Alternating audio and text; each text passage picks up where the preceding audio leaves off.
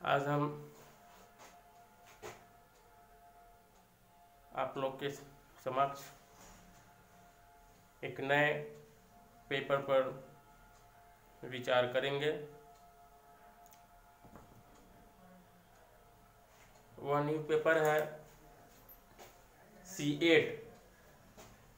इसलिए कर रहे हैं क्योंकि 1 फरवरी से परीक्षा का डेट संभावित है और कुछ विद्यार्थी का प्रेशर है सर नेक्स्ट पेपर का भी कुछ संभावित प्रश्न है उसको थोड़ा बता दिया जाए, इसलिए हमने सोचा कि इस पर डिस्कस करते हैं। यह C8 पेपर है।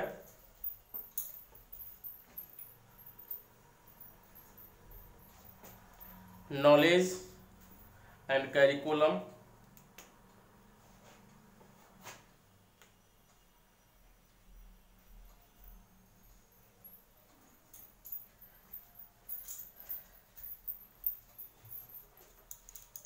नॉलेज एंड करिकुलम, ज्ञान और पाठ्यक्रम,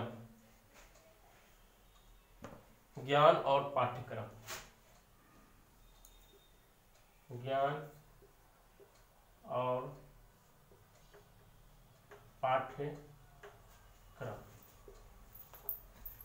इस पेपर पे जो 8वां पेपर है इस पे थोड़ा सा विस्तार से हम लोग चर्चा करेंगे, साथ में जो आने वाले संभावित प्रश्न हैं उस पर भी फोकस करते चलेंगे। तो पहले थोड़ा सा इस पेपर की जो विशेषताएं हैं उस पर हम फोकस करते हैं, क्या कहता है यह पेपर मेरा। अगर इस चीज को हम इस थीम को समझ लेते हैं तो इस पेपर से संबंधित कोई भी क्वेश्चन आएगा एग्जाम में हम उसको सॉल्व आउट कर सकते हैं। जो विद्यार्थी सिलेबस नहीं देखे हैं उनसे रिक्वेस्ट है एक बार सिलेबस का अध्ययन जरूर करें। सिलेबस देखने से बहुत सारी चीज क्लियर हो जाते हैं। इसलिए कह रहे हैं कि पूरा का पूरा पेपर जो है ज्ञान और पाठ्यक्रम के बीच में ज्ञान है और दूसरे छोर पे पाठ्यक्रम है, पाठ्यक्रम है। आपको पहले ही बता देते हैं कि 80 मार्क्स का है यह पेपर, 80 मार्क्स का है और 20 जो है असाइनमेंट पे नंबर है। इसमें भी 5 यूनिट है, इसमें भी आपको 5 क्वेश्चन का जवाब देने हैं। 5 क्वेश्चन आएंगे उसके जवाब आपको देने, 5 यूनिट 5 क्वेश्चन का। और पूरा का पूरा पेपर इसी के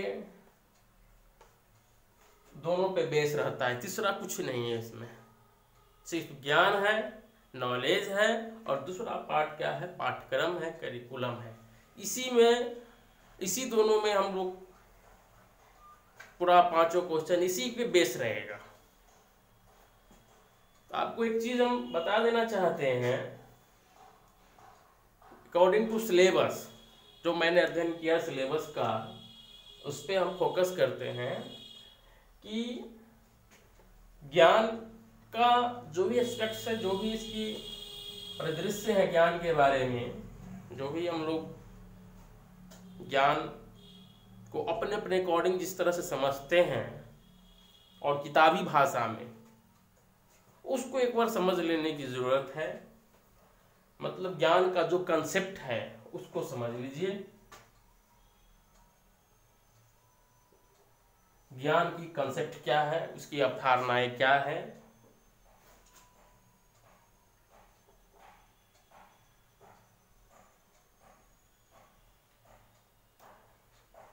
उसके बाद ज्ञान का नेचर कैसा है जिसको स्वरूप कहते हैं,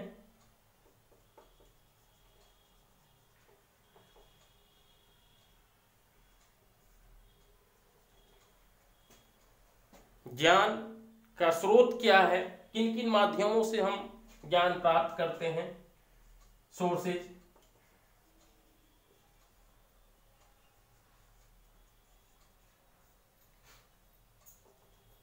ज्ञान की इंपॉर्टेंस क्या है,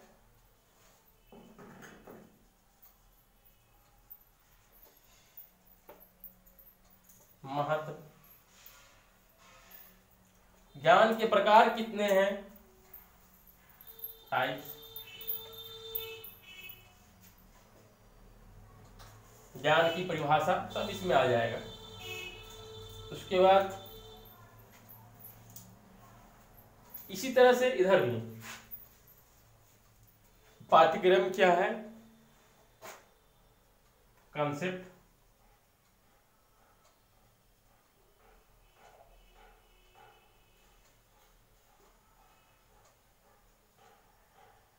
इसका नेचर,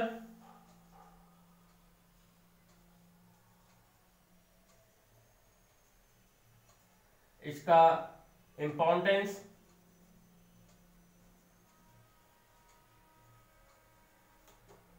इसका टाइप्स,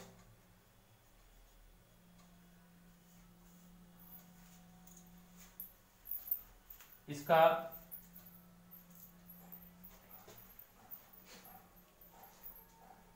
एक पुस्तक principle of curriculum, principle of curriculum सिद्धांत। उसके बाद एक पॉइंट और है,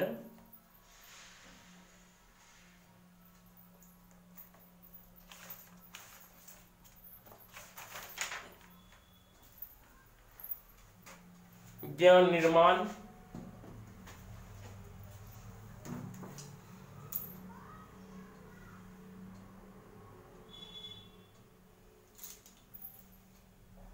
कैरिकुलम मेकिंग, कैरिकुलम डेवलपमेंट। ये सारे चीज बेसिक पॉइंट है।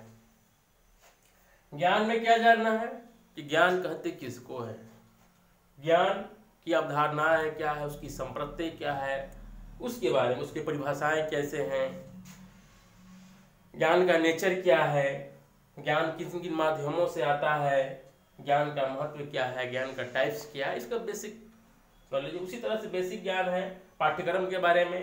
पाठ्यक्रम के कॉन्सेप्ट को पहले समझे, पाठ्यक्रम के नेचर को समझे, उसके इम्पोर्टेंस समझे, उसके प्रकार को समझे और उसके सिद्धांत को समझे और उसके निर्माण, पाठ्यक्रम का निर्माण कैसे होता है उनके तथ्यों को समझने की जरूरत है और उसके पाठ्यक्रम का विकास कैसे होता है इसको समझने की जरूरत है। अगर हम अकॉर्डिंग टू सिलेबस फोकस कीजिएगा तो आपका स्टार्टिंग ज्ञान होगा या पाठ्यक्रम होगा, इन्हीं दो बिंदु में घूमेगा। घूमते हुए आपका कोई भी क्वेश्चन पूछता है एनीथिंग, तो आपको ज्ञान से अगर कोई भी क्वेश्चन पूछेगा तो सबसे पहले आपको ज्ञान को, कंसेप्ट को आपको क्लियर करना पड़ेगा। उसी तरह से पाठ्यक्रम का भी अगर कोई भी क्वेश्चन पूछता है रिलेटेड टू पाठ्यक्रम, अगर क्वेश्चन में दिया हुआ है इसका मतलब है आपको एनी हाउ पाठ्यक्रम को समझाना पड़ेगा, उसके कॉन्सेप्ट को पहले क्लियर करना पड़ेगा। उसके अलावा ही हम उसमें जो अकॉर्डिंग टू क्वेश्चन कहेगा उसके अनुसार हम जवाब देंगे। तो आपको मतलब बेसिक चीजें हैं, आपको इतना चीज पहले तैयार कर लेना है। इसके बाद हम लोग क्वेश्चन के प्रारूप को समझेंगे कि क्वेश्चन क्या कहता है। इसको इतना चीज इसका बेसिक है। इसी पे आपका जितना भी 5 क्वेश्चन आएगा उसका आधार, इस दोनों का आधार यही रहेगा। इसके बाद ही कोई दूसरी पॉइंट उसमें ऐड हो सकती है। इसको एक बार आप लोग नोट कर लीजिएगा।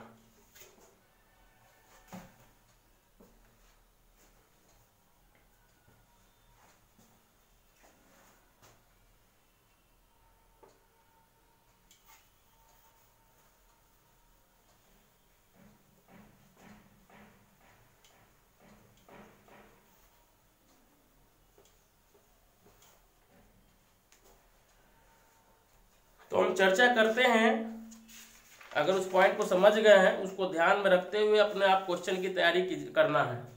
पहला यूनिट पे फोकस करेंगे, यूनिट 1। यूनिट 1 की फर्स्ट क्वेश्चन जो है इस बार आने की संभावना है, 2015 में भी पूछा है। क्वेश्चन है ज्ञान की विस्तृत अवधारणा। इसको लिखिए ऐसे, ज्ञान से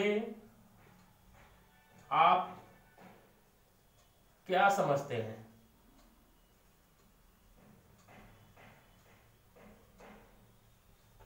ज्ञान से आप क्या समझते हैं? इसकी अवधारणा,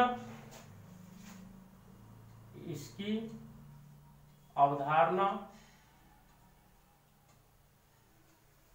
और महत्व,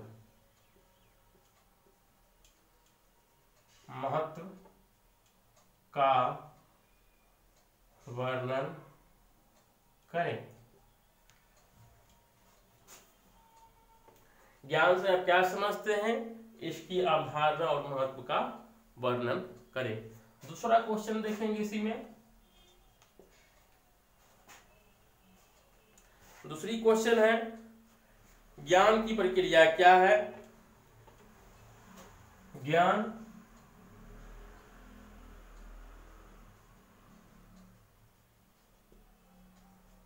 ज्ञान की प्रक्रिया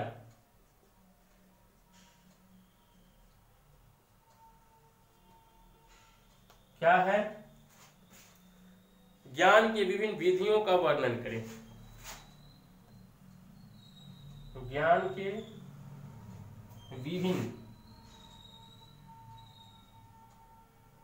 विधियों का वर्णन करें।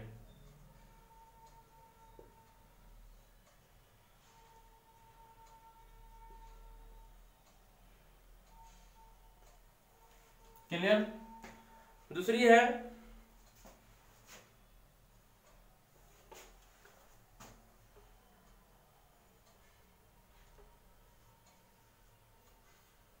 इसमें और में एक चीज और समझ लेंगे। क्वेश्चन पूछेगा इसी तरह से, ज्ञान क्या है या ज्ञान की, इसमें थोड़ा हम सब क्लियर करेंगे कि स्कूली ज्ञान और बाहरी ज्ञान,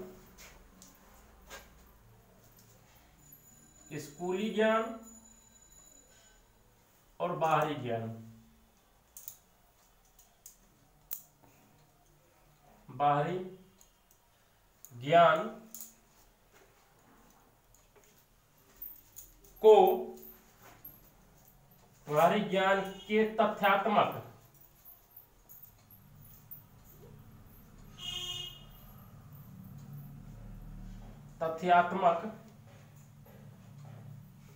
संबंधों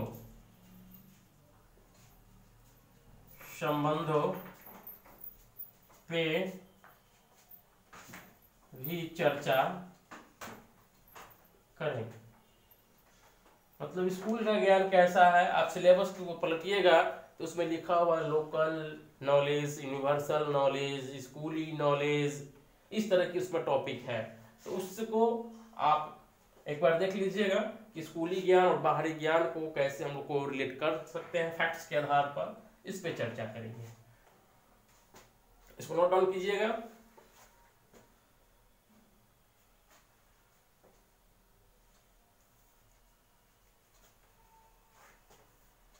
अब हम चर्चा करेंगे यूनिट 2 पे।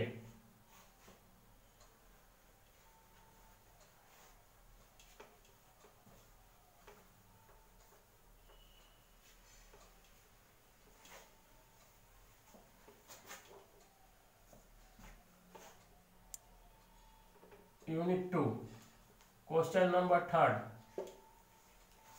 तीसरा क्वेश्चन बनने आने की संभावना है, ज्ञान के स्वरूप को समझाएं। ज्ञान के स्वरूप को समझाएं।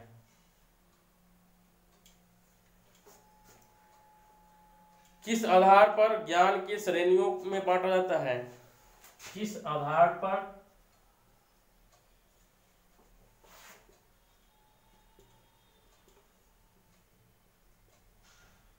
ज्ञान को श्रेणियों में बांटा जाता है?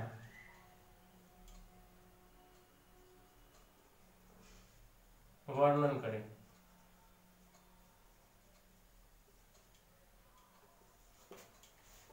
नेक्स्ट,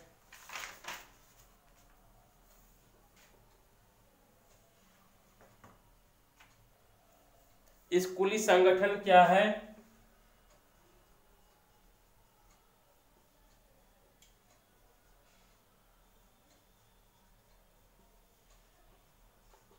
स्कूली संगठन क्या है?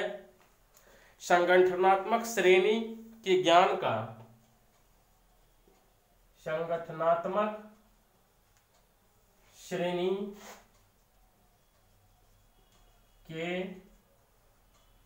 ज्ञान का न्याय संगत चयन कैसे होता है? न्याय संगत चयन कैसे होता है?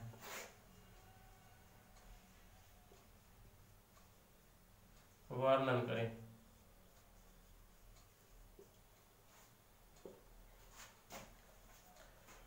Note down.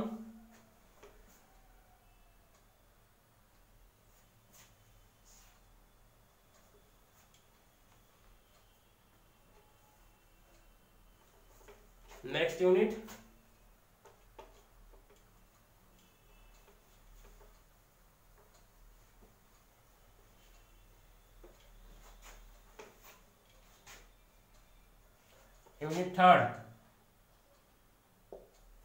यूनिट थर्ड है 5वां नंबर क्वेश्चन, क्वेश्चन नंबर 5। यहां से पाठ्यक्रम शुरू होगा। पाठ्यक्रम से आप क्या समझते हैं? पाठ्यक्रम से आप क्या समझते हैं?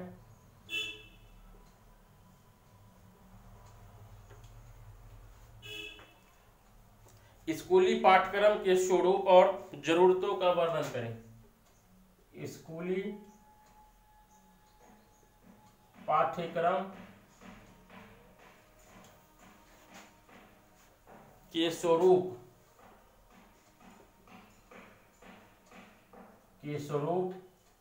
और जरूरतों का वर्णन करें। और जरूरतों का वर्णन करें। Question number 6। पाठ्यक्रम को परिभाषित कीजिए। पाठ्यक्रम को परिभाषित कीजिए।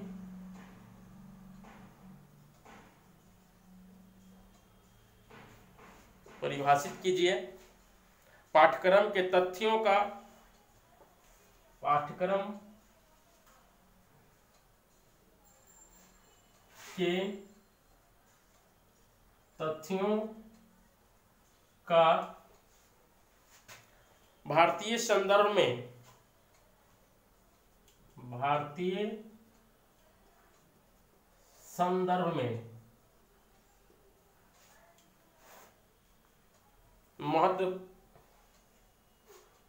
में कीजिए। संदर्भ के महत्व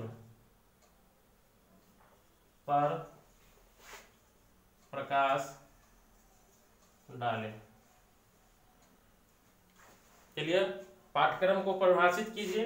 पाठ्यक्रम के तथ्यों का भारतीय संदर्भ के महत्व पर प्रकाश डालें।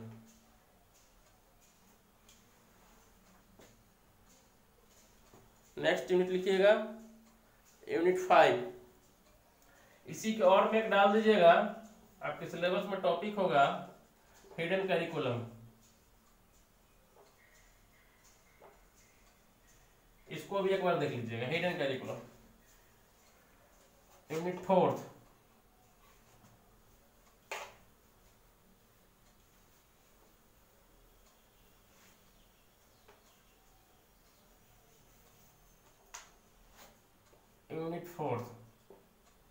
यूनिट 4 होगा आपका क्वेश्चन नंबर 7। इसमें देखेंगे शिक्षार्थी से आप क्या समझते हैं।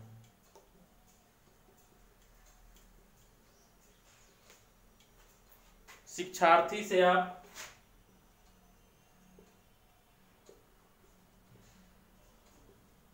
क्या समझते है। शिक्षार्थी की जगह क्वेश्चन पूछ सकता है अधिगमकर्ता से आप क्या समझते हैं। इसकी स्वरूप, इसकी स्वरूप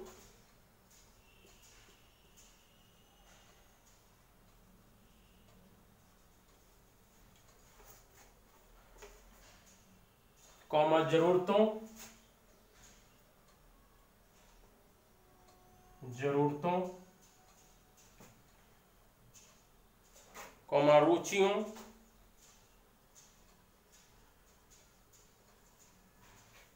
रुचियों और इसके सीखने की, और इसके सीखने की, सीखने की प्रक्रिया का वर्णन करें, प्रक्रिया का वर्णन करें। क्वेश्चन नंबर 8, पाठ्यक्रम निर्माण में, पाठ्यक्रम निर्माण में, पाठ्यक्रम निर्माण में राज्यों के, राज्यों के धारण करने वाले, धारण करने वाले निर्धारित तत्वों का, निर्धारित तत्वों, तत्वों का वर्णन करें, का वर्णन करें। Note down. पहला देखिएगा शिक्षार्थी से आप क्या समझते हैं, इसकी स्वरूप, जरूरतों और रुचियों और इसके सीखने की प्रक्रिया का वर्णन करें। और नेक्स्ट क्वेश्चन है पाठ्यक्रम निर्माण में राज्यों के धारण करने वाले निर्धारित तत्वों का वर्णन करें। यूनिट 5,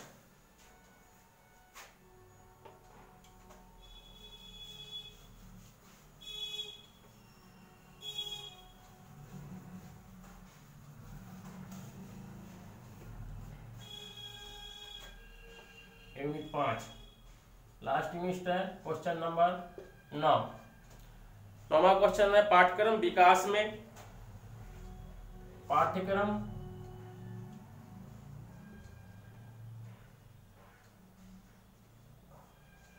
विकास में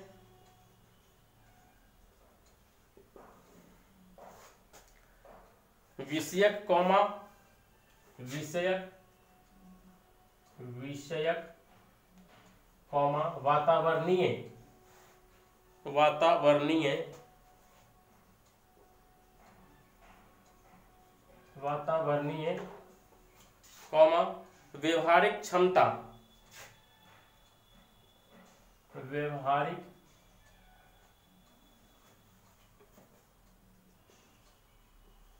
क्षमता आधारित शिक्षण,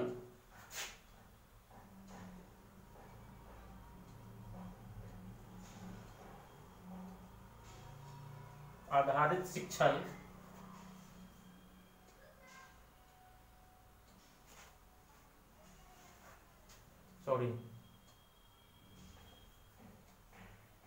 आधारित कॉमा शिक्षार्थी केंद्रित,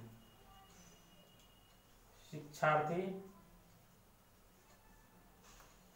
शिक्षार्थी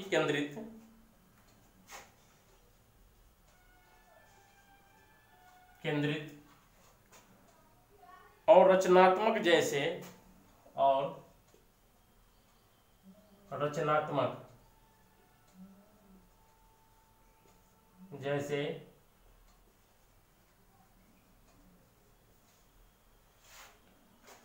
विभिन्न तथ्यों की भूमिका का वर्णन करें, जैसे विभिन्न तथ्यों की भूमिका का वर्णन करें, की भूमिका का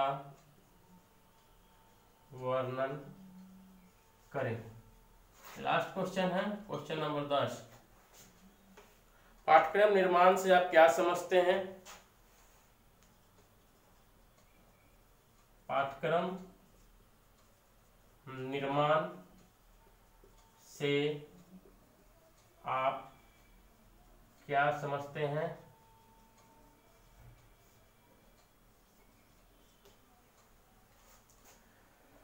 पाठ्यक्रम निर्माण की प्रक्रिया का वर्णन करें। पाठ्यक्रम निर्माण की प्रक्रिया का वर्णन करें। ये 10 क्वेश्चन है, 5 यूनिट से संबंधित है। नोट डाउन कीजिए।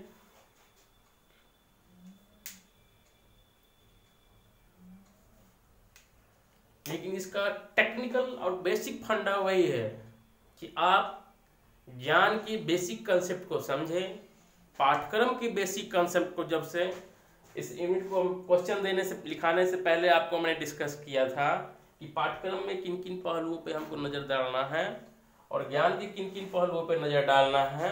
अगर हम उस पॉइंट को पॉइंट वाइज अगर उसका हम अध्ययन कर लेते हैं तो मुझे इसमें से कोई भी क्वेश्चन आता है किसी भी तरह से एग्जाम में घुमा के आता है, अगर उस पॉइंट का ज्ञान है, हमें उसका ज्ञात है, अगर उस पॉइंट को अच्छा हमको पकड़ है तो हम उसका जवाब आसानी पूर्वक दे सकते हैं। बहुत सी आसान ये पेपर जो है बहुत ही इजीली पेपर है, इसको हम आसानी से सॉल्व आउट कर सकते हैं। ज्ञान को समझने के लिए थोड़ा सा हम फिलोसफिकल एस्पेक्ट्स को समझने की कोशिश करेंगे, क्योंकि ज्ञान ही है। हर इंसान हर टॉपिक को अपने अपने अकॉर्डिंग समझता है, इसलिए ज्ञान का नेचर भी मैन टू मैन वैरी करता है, उसके कंसेप्ट भी समझने और समझाने वाले में वैरी करता है। लेकिन हमको चूंकि एग्जाम में लिखना है, एग्जाम में उसको परफॉर्म प्रेजेंट करना है हमको पेपर पे, तो उसको हम अपने अकॉर्डिंग समझेंगे, पॉइंट वाइज समझेंगे, किताबी भाषा में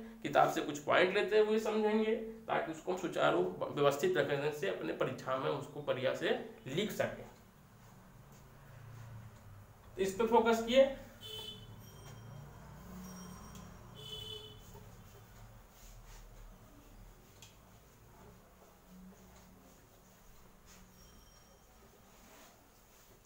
ये चीज है। दूसरी बात है कि अब एग्जाम का टाइम नजदीक है, बहुत सारे हम आपको एक टिप्स देते हैं, टेक्निक है कि आप कैसे अच्छे अंक ला सकते हैं, हम उस पर भी थोड़ा सा फोकस करते हैं। टेक्निक्स ऑफ एग्जामिनेशन या उसको कहिए परीक्षा में लिखने का तरीका, आंसर कैसे हम लोग दे सकते हैं, उसको हम इस पर फोकस। अरे जो जानते हैं उनके लिए नहीं है, लेकिन जो कुछ नॉन पर्सन है या जिनको लगता है कि हम बहुत लिखते हैं, हमको नंबर कम आते हैं, इसको थोड़ा सा टेक्निक, क्योंकि बीएड जनरल कोर्स से थोड़ा सा भिन्न है, ये प्रोफेशनल कोर्स है, इसलिए हमको भी प्रोफेशनल थोड़ा बनना पड़ेगा, उसके लिए उस पर थोड़ा सा हम फोकस करते हैं। पहला तो काम है, जब हम एग्जामिनेशन हॉल में जाते हैं, बैठते हैं, तो हमारे पास जो आंसर शीट आते हैं, पहला काम है आंसर शीट जो हमारे समय आते हैं उसको बढ़िया से उसमें अपना रोल नंबर ये सब जो एंट्री करना होता है उसको करेंगे। फर्स्ट वर्क है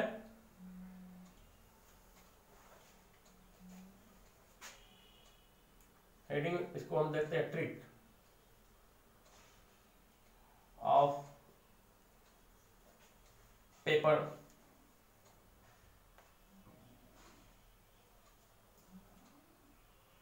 present.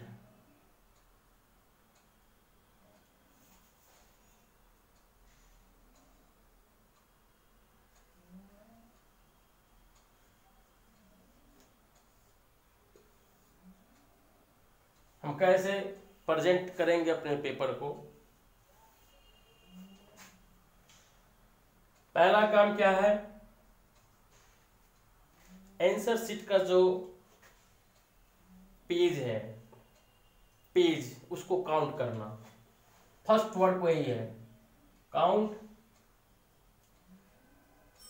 The answer sheet page.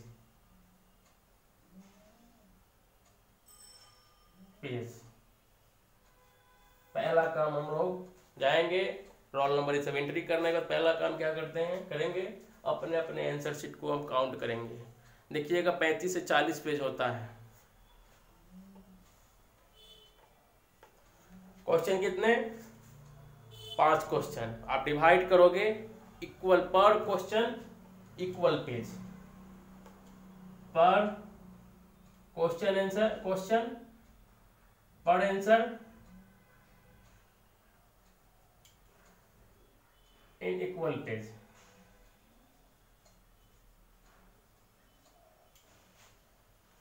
In equal page में उसको लिखेंगे। तीसरी चीज है, ये 2 काम हो गया, आप उसमें रिमाइंड मार दीजिए। जैसे भी हमको मान लीजिए क्वेश्चन पे हमको 7 पेज पढ़ रहा है, 8 पेज पढ़ रहा है, 6 पेज पढ़ रहा है, हम वहाँ पे एक रिमाइंड मारेंगे। हम उससे लक्ष्मण रेखा एक तरह से हम उससे आगे नहीं बढ़ेंगे किसी भी कीमत पे। हम आधा पेज कम लिखेंगे सो मंजूर है, लेकिन हम उससे आगे नहीं बढ़ेंगे, तब आपका जाके इक्वल पेज होगा। दूसरी चीज है टाइम मैनेजिंग।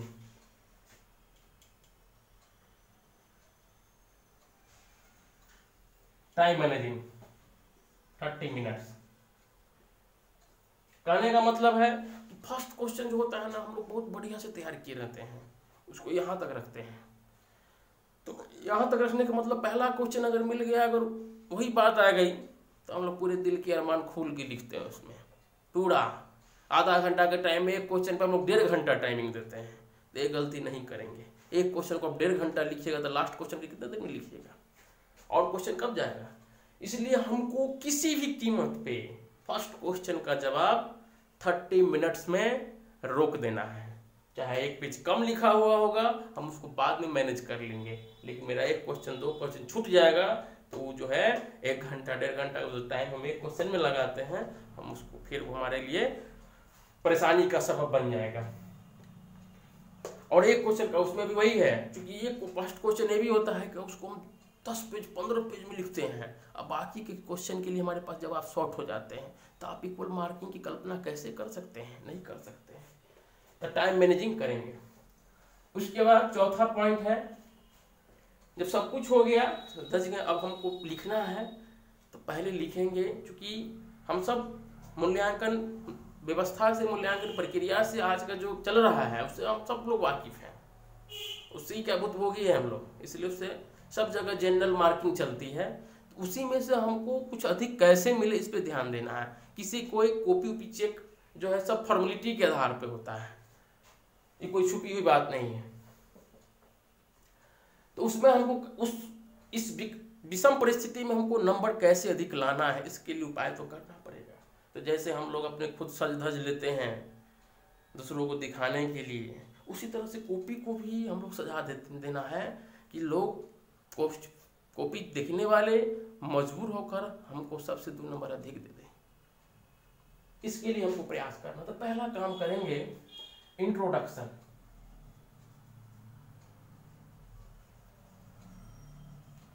लिखेंगे उस पे, उसको सजाइए, black marker, blue marker, marker क्या मैंने पेन, उस पे लिखिए एक अलग टेक्निक से। यह इंट्रोडक्शन है, भूमिका जिसको कहते हैं। अगर हिंदी में लिख रहा है तो उसमें हम भूमिका लिखेंगे। उसको बजाते एक भूमिका का मतलब 1-1.5 पेज होना चाहिए, उससे कम 2-4 पेज में नहीं, कम से कम 1-1.5 पेज होना चाहिए। जब आप भूमिका लिख देते हैं उसमें लिखिए, चाहे कॉपी चेक करना नहीं, आप इंट्रो दिए हैं उसमें स्पष्ट होना चाहिए। इंट्रो दिए, उसके बाद डिफिनीशन दीजिए, any two,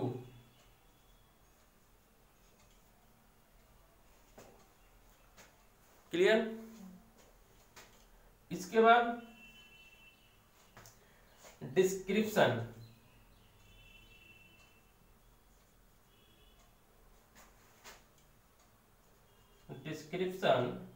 according to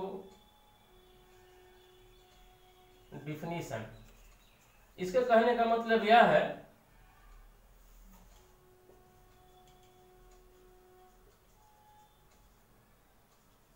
according to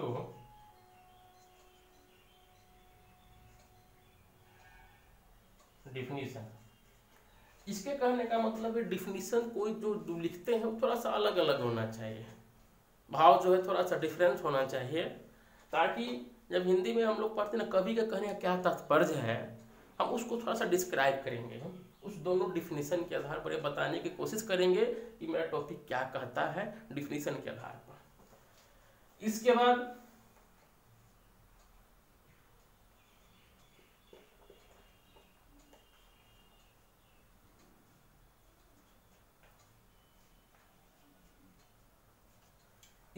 क्या करेंगे, कुछ बातें जो होते हैं ना वो क्वेश्चन में दिए नहीं रहते लेकिन उसको लिखना जरूरी रहता है। जैसे कि हाँ, इसके बाद मीनिंग लिखिए, मीनिंग अर्थ, कोई भी बात हो कुछ ना कुछ तो उसका अर्थ निकलेगा, उसको लिखेंगे। इसके बाद जो है 7वां नंबर पॉइंट है, यहां से देखिएगा फिर विशेषता है। विशेषता कॉमन चीज होते हैं, वो बहुत क्वेश्चन में कभी कभी क्लियर कर देता है, कभी कभी क्लियर नहीं करता है। कैरेक्टरिस्टिक्स,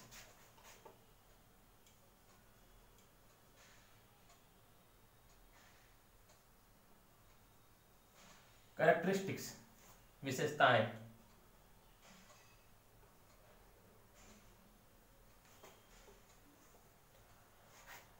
उसके बाद जो है 5 क्वेश्चन है, हम जो भी क्वेश्चन जवाब देंगे आंसर पॉइंट वाइज,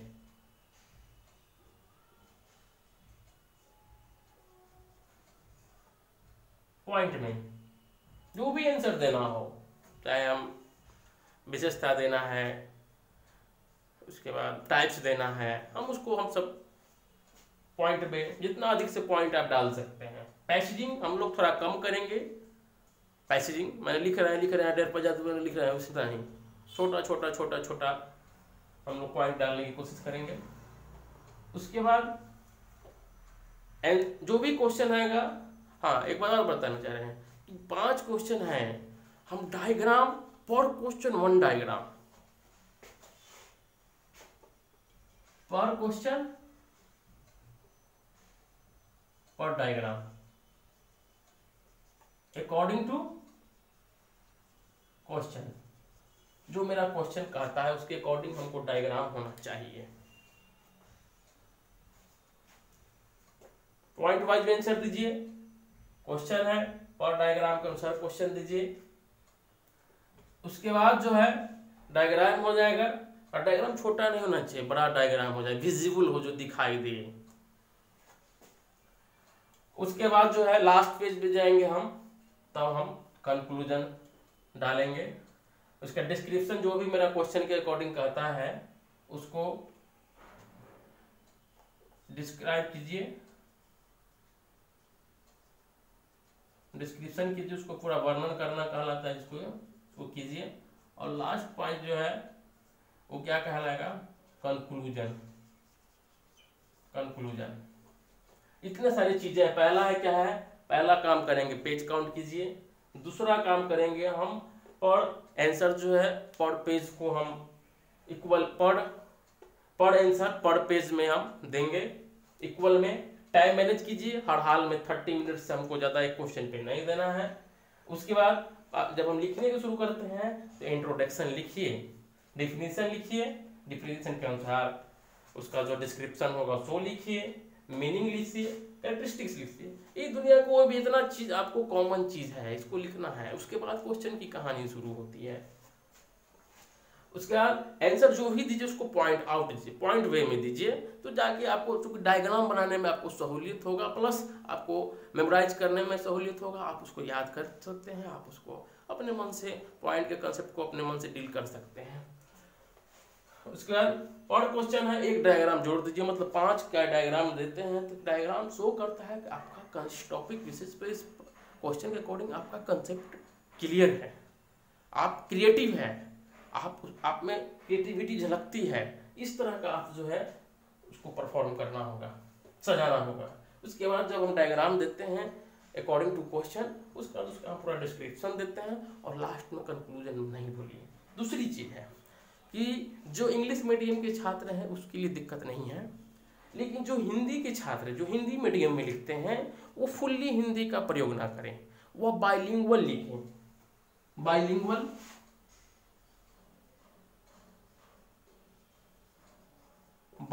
लिखें।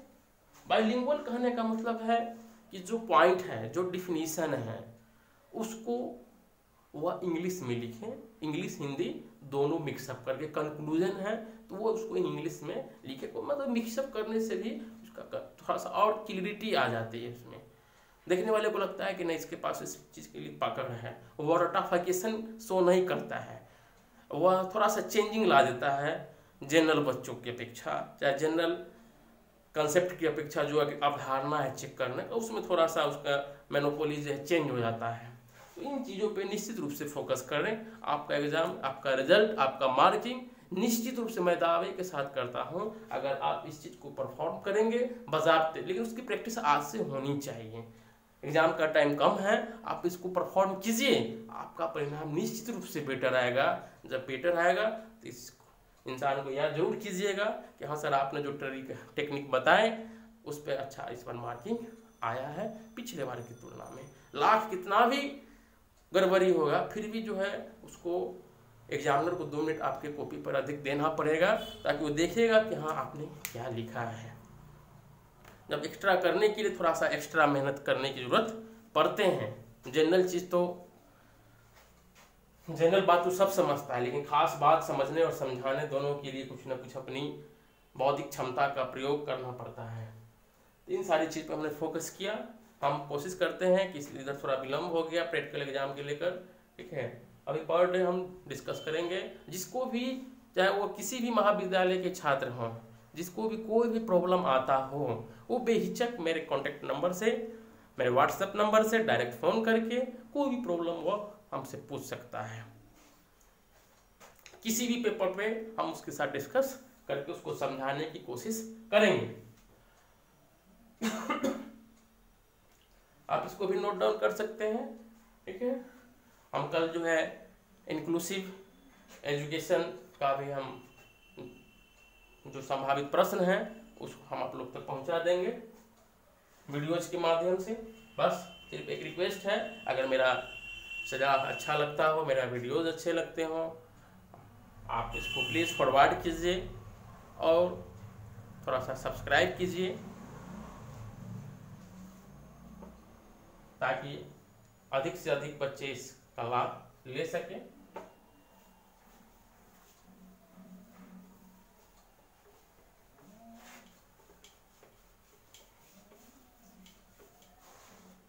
थैंक यू, धन्यवाद।